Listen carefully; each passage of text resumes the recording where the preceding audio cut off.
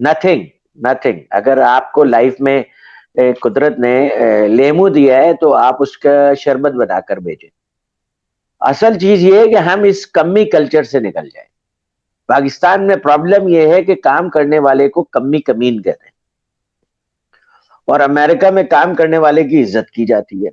यही लड़के जो पाकिस्तान में ये काम करने का सोच भी नहीं सकते, अमेरिका जाके पिज्जा हट पे भी काम करते हैं, वेटर का भी काम करते हैं, राइडर का भी काम करते हैं, सब काम करते हैं। वहां पे नहीं शर्माते, क्योंकि उनका कल्चर ऐसा है कि उसमें वो शर्माने की जरूरत नहीं है। मेहनत कर रहा है, उसको अप्रिशिएट किया जा रहा है। तो हमें इस कल्चर को चेंज करना चाहिए। और ये चेंज कैसे आएगा? ये गवर्नमेंट लेवल से चेंज आएगा। गवर्नमेंट जब बिल्कुल। मेहनत करने वालों की तरफ से देखेगी तो पूरे पाकिस्तान वालों के तरफ से देखा जाएगा।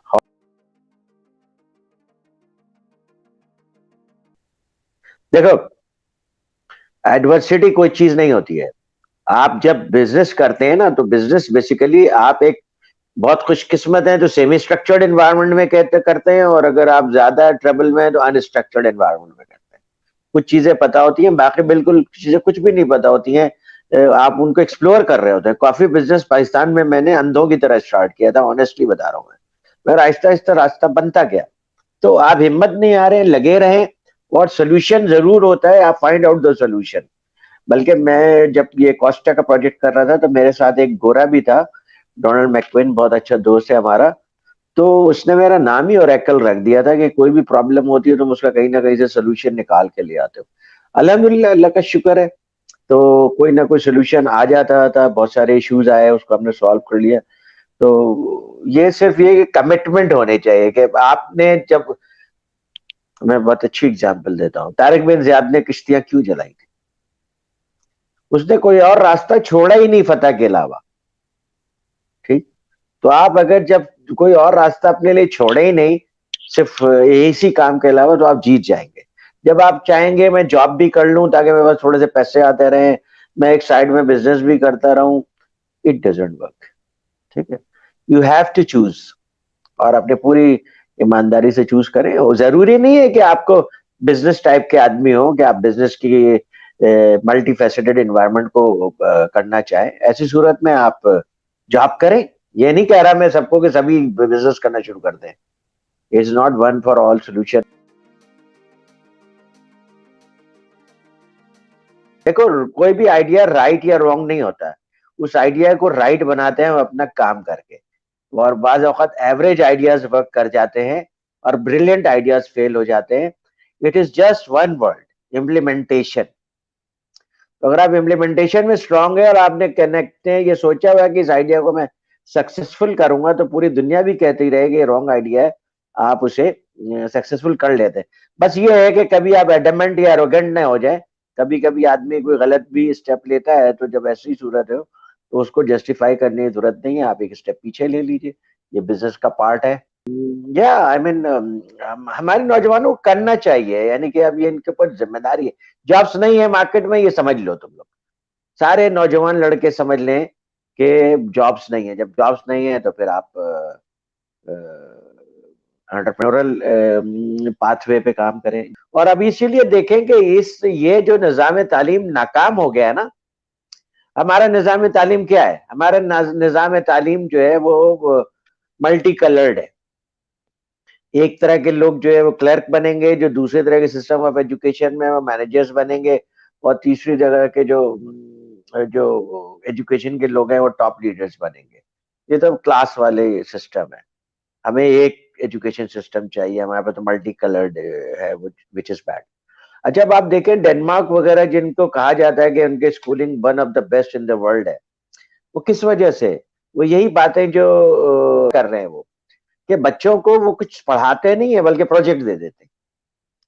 प्रोजेक्ट करो। अब प्रोजेक्ट करना है तो उसके लिए जाहिर है वो सवालात भी करेंगे, सीखेंगे भी, और उस प्रोजेक्ट को एग्जीक्यूट करने में लर्निंग होती है, तो वो क्रिटिकल थिंकिंग भी आ जाती है, प्रॉब्लम सॉल्विंग स्किल्स भी आ जाती है, और डाइवर्सिटी इन थिंकिंग भी आ जाती है। तो ये बड़ी अच्छी चीज है, जो कि हमारे यहाँ भी प्रोजेक्ट बेस्ड होना चाहिए। लेकिन प्रोजेक्ट का हम किसी चीज को अगर रेप्लिकेट भी करते हैं ना, उसको अजीब चूचू का मुरब्बा बना देते हैं। यानी प्रोजेक्ट तो हमारे यहाँ भी किए जाते हैं, वो जस्ट एक फैंसी प्रोजेक्ट के तौर पे रह जाता है, उसके बाहर से कोई आउटकम नहीं निकलता। यानी मैंने एक आध एनईडी के भी एग्जीबिशन में देखा है, स्टूडेंट्स ने बहुत अच्छे अच्छे प्रोजेक्ट्स, प्रैक्टिकल प्रोजेक्ट्स बना के रखे हुए जिनकी कमर्शियलाइजेशन हो सकती है, लेकिन वो समाओ किसी तरह वही जॉब में, एक लड़के, 4 लड़के तो मैं जानता हूँ जिन्होंने केमिकल में बहुत अच्छा प्रोजेक्ट किया था, ये केमिकल डिपार्टमेंट के डॉक्टर एवान है उनके अंदर में। और वो कोई प्रोसेस था जिसमें रिफाइनरी में कुछ काफी ज्यादा अच्छी प्रोसेसिंग हो जाती थी, इंप्रूवमेंट थी प्रोसेसिंग। तो वो बेचारे, उनको नेशनल रिफाइनरी जॉब की ऑफर की, वो चले गए 50,000 40,000 की जॉब पे। तो ये है पाकिस्तान में प्रॉब्लम, कि लोग रिस्क ही नहीं ले सकते, जो पहला ऑप्शन नजर आता है उसी को सिलेक्ट कर लेते हैं। तो हैं तो अच्छा। लड़के हैं, आप उनको सिर्फ अपॉर्चुनिटी दीजिए। ये एक बड़ा संगीन मसला है, और अगर आप कंपेयर करें पाकिस्तान से वेस्ट की कंट्रीज को, तो बहुत डिफरेंस नजर आएगा। उसकी वजह सिंपली गवर्नमेंट की मिसमैनेजमेंट है, मतलब इसका ताल्लुक जो है गवर्नमेंट की मिसमैनेजमेंट से है। हमारे तो ओके। पॉलिटिकल गवर्नेंस फेल हो गई है। आप देखें कि अमेरिका में, दूसरे तमाम यूरोपियन कंट्रीज में, अच्छी कंट्रीज में, लोगों का 401k में पेंशन हर सैलरी के साथ कटता रहता है, एम्प्लॉयर भी कंट्रीब्यूट करता रहता है, जॉब चेंज कर ले तब भी उनका वो कंट्रीब्यूशन चलता रहता है। जब वो एम्प्लॉयमेंट एंड करते हैं तो उनको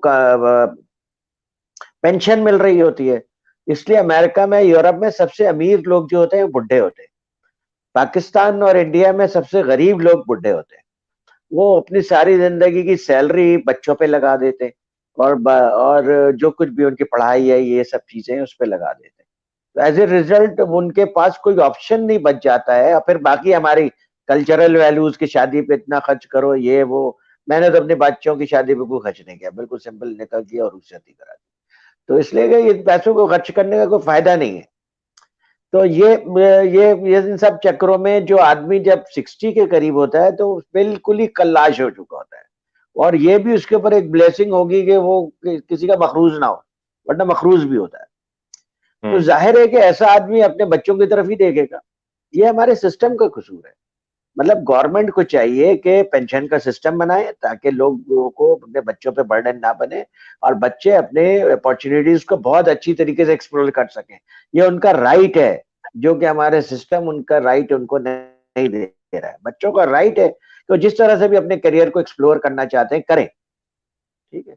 लेकिन ये जाहिर है कि इसमें पेरेंट्स की भी मजबूरियां हैं, वो उन्होंने वही पैसे बच्चों पे खर्च किए हुए होते हैं। तो ये तो कुछ सिस्टम ऐसा बनाए, तब तभी कुछ बात बनेगी। जी जी। देखिए पाकिस्तान में एक इश्यू ये भी है कि पाकिस्तान में सारा एजुकेशन का बजट टर्शरी लेवल पे खर्च किया जाता है, यानी हम्म। अंडर ग्रेड, मास्टर्स और पीएचडी। ये रिवर्स होना चाहिए। पाकिस्तान का सारा एजुकेशन का बजट बच्चों के ऊपर खर्च होना चाहिए, क्योंकि बच्चे तो कंट्रोल नहीं कर सकते ना हालात को। तो सबसे ज्यादा सपोर्ट तो उनकी जरूरत है। उन बच्चों को सपोर्ट करें ताकि वो मैट्रिक इंटर कर सके, और एक तालीम का निज़ाम लाए। एक तालीम का निज़ाम लाना इसलिए भी ज़रूरी है ताकि ये जो बच्चों के पेरेंट्स के ऊपर बहुत ज़्यादा फीस का बोझ है, इसको ख़त्म किया जाए। बल्कि एजुकेशन और हेल्थ की तो ज़िम्मेदारी गवर्नमेंट को अपने ऊपर लेनी चाहिए। जब एजुकेशन और हेल्थ की ज़िम्मेदारी गवर्नमेंट अपने ऊपर लेगी, तो पेरेंट्स के पास बहुत सारा डिस्पोजेबल इनकम बचेगा, जिसको कि वो और चीज़ों पे खर्च कर सकेंगे, और पाकिस्तान में इकोनॉमिक ग्रोथ होगी।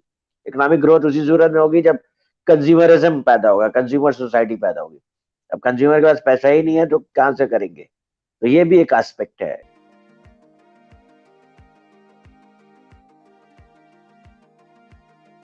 देखिए ये बात मैं बिल्कुल, इसके ऊपर जब भी मुझसे कोई पूछता है तो मैं यही जवाब देता हूँ कि दो कुश्तियों का सवार कभी भी कामयाब नहीं हो सकता। ना आप जॉब से इंसाफ कर सकेंगे, ना आप बिजनेस से इंसाफ कर सकेंगे। अब बिजनेस कोई पार्ट टाइम चीज नहीं है, और जॉब भी कोई पार्ट टाइम चीज नहीं है। तो बेहतर है कि आप कुछ पैसे जमा कर ले। 3 साल के पैसे होने चाहिए आपके पास, या 3 साल आप किसी तरह से दिन रात मेहनत करके इतने पैसे जमा कर लें कि आप 3 साल आप किचन चला सकें, और अपने घर वालों को भी बता दें कि थोड़ा सा कंजर्वेटिव वे में स्पेंडिंग करनी है।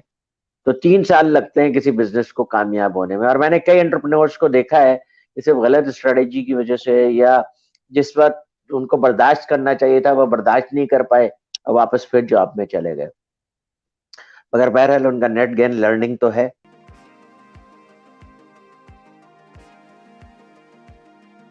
सक्सेस को मेंटेन करना जो है ना, ये जरूरी नहीं है, क्योंकि ये दुनिया में तो हम भेजे गए आजमाए जाने के लिए, तो कभी आपको सक्सेस मिलती है, कभी फेल्योर मिलता है। और आप किसी भी बड़े आदमी की बायोग्राफी पढ़ लें तो, और सही बायोग्राफी लिखी हुई होगी, तो आप देखेंगे कि उसमें फेल्योर ज्यादा है और सक्सेस कम है। ये सिर्फ परसिस्टेंस है जिसकी वजह से आप आगे बढ़ते हैं। फेल्योर के बावजूद भी आप हिम्मत नहीं हारे, आगे बढ़े।